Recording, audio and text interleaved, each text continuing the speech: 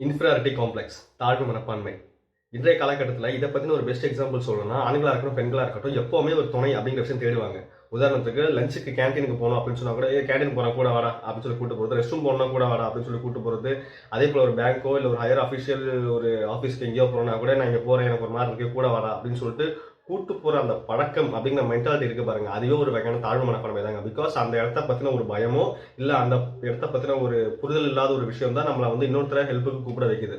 சரி, அந்த இடத்துல நம்ம ஒரு தடவை தனியா போய் அந்த விஷயத்த முடிச்சுட்டு வந்துட்டோம் அப்படின்னு சொன்னா அதுக்கப்புறம் நம்ம யாரையும் எந்த வித இதுக்கும் டிமாண்ட் பண்ண மாட்டோம்.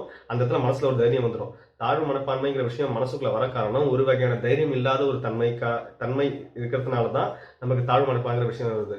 மோஸ்ட்லி லாங் டிராவல் தனியா பண்ணுங்க, ஒரு பெரிய ரெஸ்டாரண்ட்டுக்கு போய் தனிமையில உட்காந்து சாப்பிடுங்க, ஒரு மூவிக்கு தனியா போய் உட்காந்து பாருங்க. இதெல்லாம் நீங்க பண்ணீங்கனாலே அந்த தைரியங்கிற விஷயம் ஆட்டோமேட்டிக்கா வந்துடும். தாழ்வு மனப்பான்மைங்கிற விஷயம் அங்க காணாமையே போயிடும். அவ்வளவுதாங்க.